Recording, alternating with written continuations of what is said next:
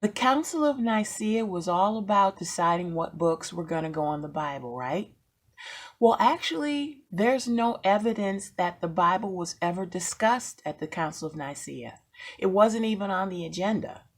So, if they weren't talking about the Bible, then what was the Council of Nicaea all about? Well, we're going to find out about that right now. Hi, my name is Gail Neal, and this is Jesus Stories, where we find out about church history and about heroes of the Christian faith, because so much of who we are is because of who they were. Christians were persecuted for most of the first 300 years after Jesus' ascension, so ideas about the faith were not easily shared. It's really hard to have a debate about issues when both sides of the issue are liable to be arrested or tortured or even killed.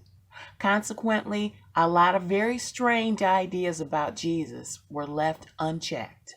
The early 300s saw the rise of the Arian question, which takes its name from a priest called Arius of Alexandria.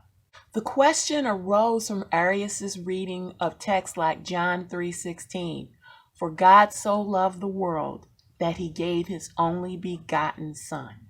Based on John 3:16, Arius wrote, "If the Father begat the Son, he that was begotten had a beginning of existence. And from this it is evident that there was a time when the Son was not. It therefore necessarily follows that he, being the Son, had his substance from nothing." Arius did see Jesus as God, but he did not believe that Jesus was equal to God the Father.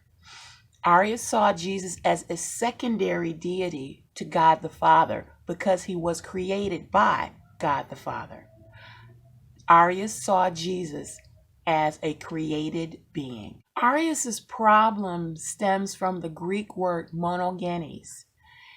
Monogenes is generally translated as only begotten, but as is often the case with the original Greek, the translation does not really give justice to the original Greek. The two primary meanings of the word monogenes in Greek are, number one, being the only one of its kind within a specific relationship.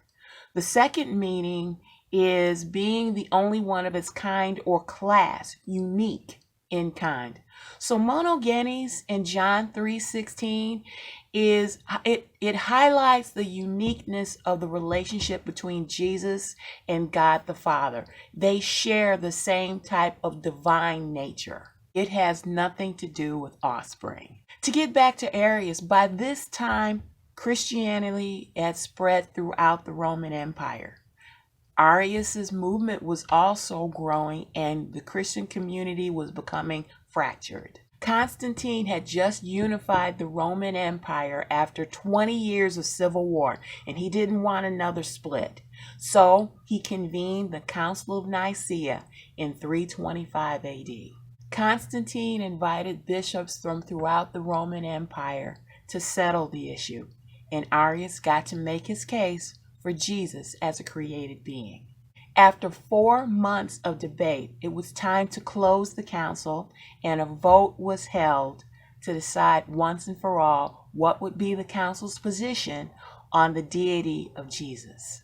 And spoiler alert, anyone who read the book The Da Vinci Code or saw the movie has heard that the vote was very close. Not surprisingly, Arius voted in favor of his own position, and 2 more bishops voted with him.